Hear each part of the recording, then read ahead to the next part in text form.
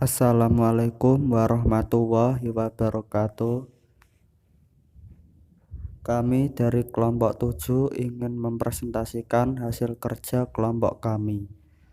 Sebelumnya, perkenalkan nama anggota kami. 1. Ahsana Nadia, absen 2.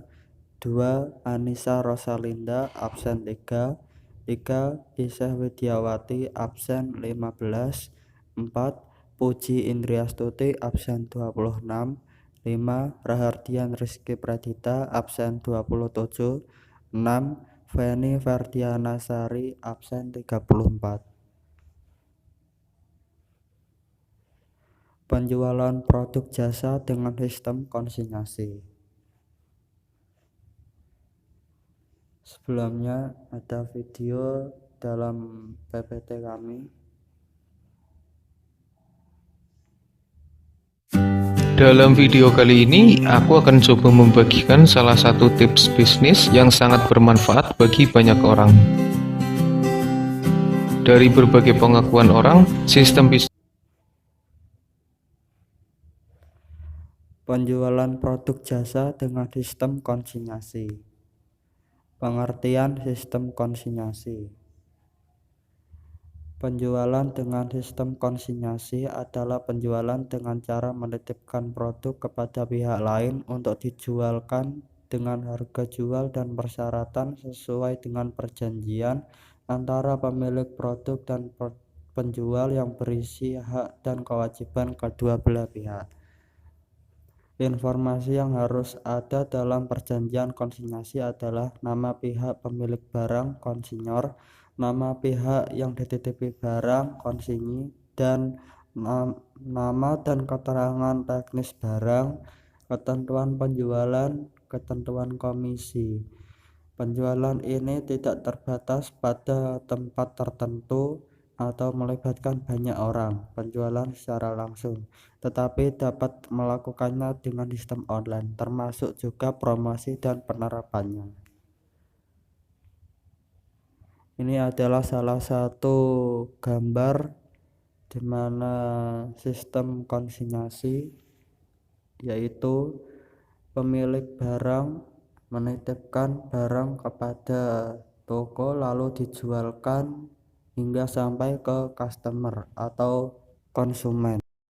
Kelebihan sistem konsinyasi bagi pemilik produk atau konsignor: A. Memperluas pasar dan menghemat biaya promosi. Pihak konsignor akan memperoleh keuntungan seperti memperluas pasar dan menghemat biaya promosi. B. Menghemat SDM dan biaya pelayanan. Produk yang dititipkan kepada pihak penjual tentu saja akan dijual oleh mereka, sehingga Anda tidak perlu melayani konsumen atau pelanggan secara langsung. C. Fokus terhadap produk. Dapat lebih fokus terhadap kualitas produk yang akan diproduksinya dan dapat melakukan inovasi-inovasi agar produk lebih unggul. Bagi penjual, penyalur atau konsignee: A. Dapat keuntungan tanpa mengeluarkan modal. Penjual akan menambahkan harga dari harga yang ditetapkan. Tambahan harga tersebut merupakan keuntungan yang akan diperoleh. Selain itu, pihak penjual juga akan mendapatkan fee dari pihak produsennya. B. Risiko kecil. Risiko jika barang tidak laku. Jika barang tidak laku atau rusak, maka konsignee tidak akan mengalami kerugian atas produk tersebut, hanya saja pendapatan atau keuntungannya saja uang akan menurun. C. Display produk bertambah. Penambahan produk tersebut tanpa harus mengeluarkan modal, sehingga ini akan sangat membantu penjual untuk mendapatkan keuntungan. 2. Kekurangan sistem konsinyasi bagi pemilik produk atau konsignor. Risiko kerugian: Jika salah dalam pemilihan penjual produk yang ada lakunya sangat lama, maka Anda dapat mengalami kerugian. B. Promosi tidak sesuai. Ada kemungkinan jika promosi yang dilakukan oleh penjual tidak sesuai dengan yang diharapkan. C. Uang tidak dapat langsung diterima. Hal ini karena sistem pembayaran yang ada mengikuti sistem pembayaran dari penjual biasanya per minggu atau per bulan. Bagi penjual produk atau konsigne, A. Karena produk yang dijual memang bukan produk mereka sendiri. Bagi konsigne, keuntungan dapat diperhitungkan dari berapa banyak barang yang dijual. Tetapi jika memang tidak banyak produk yang terjual, maka penjual juga tidak rugi karena konsignor tidak saja menarik produk tersebut. B. Hilang maka terjual. Sebagai pihak penjual, Anda harus menjaga barang dengan benar dan rutin melakukan pemantauan stok. Karena biasanya dalam perjanjian kesepakatan atau kehilangan produk adalah tanggung jawab penjual, maka pemilik produk akan tetap menagih sebagai barang yang laku terjual. Selanjutnya adalah pola resiko atas barang, tidak serta-merta pindah ke konsinyor. Polanya, konsinyor, dan yang terakhir itu adalah konsumen akhir. Menerima return dalam bentuk margin, komisi penjualan, atau kombinasi keduanya.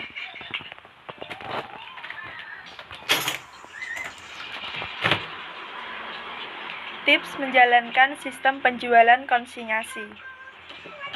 1. Memilih toko strategis yang ramai pembeli diharapkan bisa membawa produk kita mudah terkenal dan terjual. Yang kedua, menjalin relasi baik dengan pemilik toko. Anda dapat menawarkan margin dengan keuntungan yang menarik dan hadiah untuk pemilik toko jika melakukan penjualan dengan jumlah maksimal. Diharapkan cara tersebut, pemilik toko bisa menawarkan produk Anda terlebih dahulu kepada konsumen dan menjadikannya alternatif utama pada setiap penjualan. Yang ketiga, rutin melakukan pengecekan, terutama pada produk yang memiliki masa kadaluarsa seperti makanan dan minuman. Hal ini dilakukan untuk menghindari kemungkinan produk kadaluarsa terbeli, karena bisa menimbulkan kerugian dan citra buruk terhadap produk.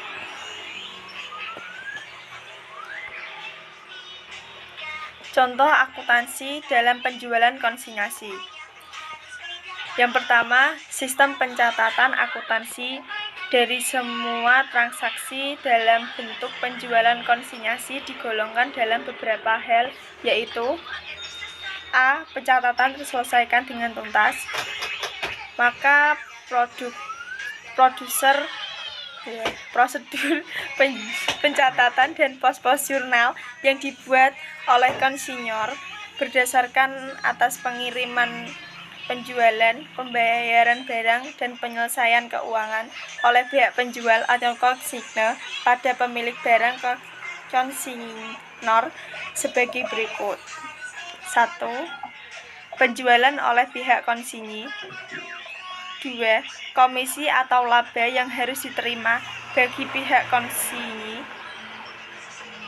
3. Pengirim uang kas dan perkiraan penjualan konsinyasi oleh pihak konsinyor. Pencatatan tidak terselesaikan dengan tuntas. Apabila pihak konsinyur perlu menyusun laporan keuangan pada akhir periode akuntansi, namun jangka waktu perjanjian masih berlangsung, maka diperlukan penyesuaian terhadap barang yang terkait pada sebagian produk belum selesai dengan tuntas hingga akhir periode. Hak-hak dan kewajiban-kewajiban berhubungan dengan perjanjian konsinyasi, yaitu tentang hak-hak komisioner. Yang pertama, komisioner berhak mendapatkan komisi dan penggantian biaya yang dikeluarkan untuk menjual barang titipan tersebut, sesuai dengan jumlah yang diatur dalam perjanjian di antara dua pihak. Yang kedua, dalam batas-batasan tertentu biasanya kepada kuosioner diberikan hak untuk memberikan jaminan terhadap kualitas barang yang dijualnya. Yang ketiga, untuk menjamin pemasaran barang yang bersangkutan, komisioner berhak memberikan syarat-syarat pembayaran kepada langganan seperti yang berlaku pada umumnya untuk barang-barang yang sejenis. Meskipun pengamatan dapat mengadakan pembatasan-pembatasan yang harus dinyatakan dalam perjanjian. Tentang kewajiban-kewajiban komisioner. Yang pertama, melindungi keamanan dan keselamatan barang-barang yang diterima dari pihak pengamat. Yang kedua, mematuhi dan berusaha memaksimalkan untuk menjual barang-barang milik pengamat sesuai dengan ketentuan-ketentuan yang diatur dalam perjanjian. Yang ketiga, mengelola secara berpisah baik dari segi fisik maupun administratif terhadap barang-barang milik pengamat sehingga identitas barang-barang tersebut tetap dapat diketahui setiap saat. 4. Membuat laporan secara periodik tentang barang yang diterima, barang-barang yang berhasil dijual, dan barang-barang yang masih dalam persediaan, serta mengadakan penyelesaian keuangan seperti dinyatakan dalam perjanjian. Soal nomor 1.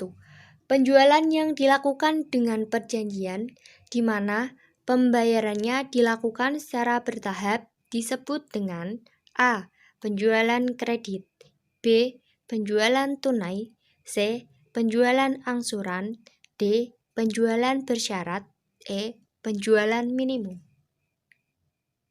Soal nomor 2.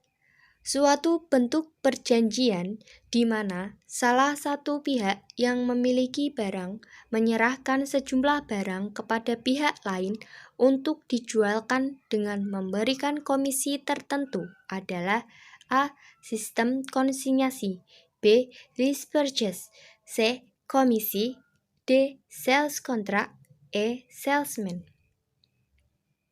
Soal nomor 3.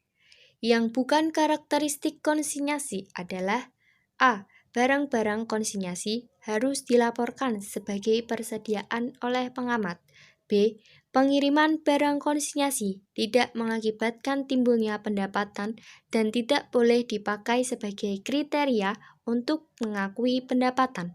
C. Pihak pengamat sebagai pemilik tetap bertanggung jawab terhadap semua biaya yang berhubungan dengan barang konsinyasi. D. Barang-barang konsinyasi boleh diperhitungkan sebagai persediaan oleh komisioner. E. Komisioner dalam batas kemampuannya mempunyai kewajiban untuk menjaga keamanan, keselamatan barang konsinyasi yang diterimanya. Soal nomor 4. Membuat laporan secara periodik tentang barang yang diterima, dijual, dan barang yang masih dalam persediaan merupakan A. Hak konsainer, B. Kewajiban komisioner, C. Hak konsaini, D. Kewajiban konsaini, E. Kewajiban distributor. Soal nomor 5. Apa arti consignment, consignor, consignee menurut Alimin Syah dan Paji? Tahun 2008 nomor 77 dalam Kamus Istilah Keuangan Perbankan. A. Pihak pengirim, penerima titipan, konsinyasi. B. Konsinyasi, penerima titipan, pihak pengirim. C. Penerima titipan, konsinyasi, pihak pengirim. D. Konsinyasi, pihak pengirim, penerima titipan. E. Konsinyasi, distributor, penerima titipan. 6. Albert menitipkan barang dagangannya kepada Richard dengan harapan agar barang dagangan tersebut bisa lebih terjual dan sarana perluas pasar konsumen bila dijual oleh kedai ternama yang dimiliki oleh Richard. Albert hanya sebatas menitipkan barang dagangannya, sedangkan Richard yang membantu menjual dan mencatat serta melaporkan keuntungannya kepada Albert.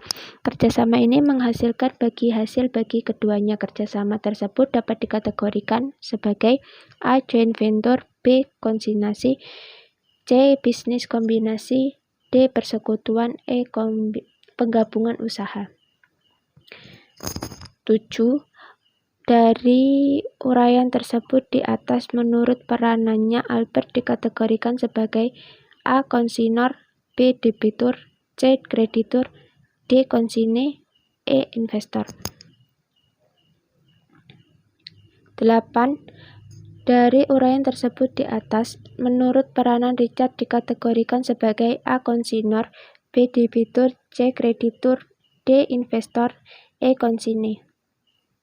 9. Keuntungan konsinyasi bagi pihak konsinyor adalah A. Resiko kerusakan fisik dan fluktuasi harga dapat dihindari.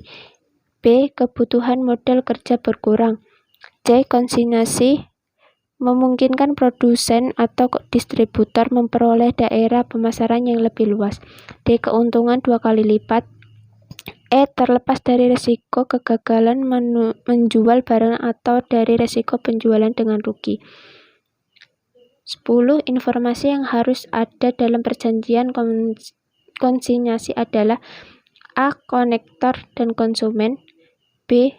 Insinyur dan konsinyasi, C. Konsumen dan distributor, D. Konsinyi dan konektor, E. Konsinyor dan konsinyi. Sekian dan terima kasih. Wassalamualaikum warahmatullahi wabarakatuh.